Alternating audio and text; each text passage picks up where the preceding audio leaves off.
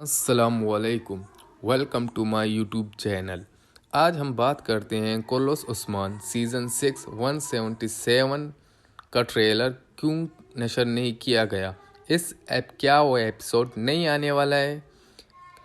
अच्छा, हम बात करते हैं इस बारे में कि कोर्लोस उस्मान एपिसोड 177 इस जुमेरात को नहीं आएगा।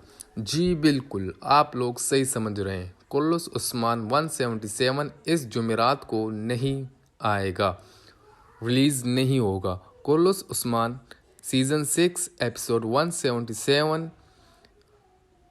अगले महीने 8 तारीख को रिलीज़ किया जाएगा। इसकी वजह क्या है?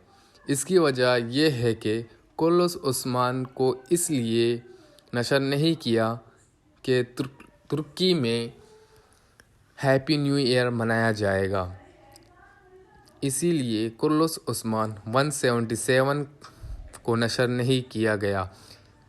इसकी जो ट्रेलर को आगे कर दिया गया। अगर आपको ये वीडियो पसंद आया तो सब्सक्राइब ज़रूर कीजिएगा।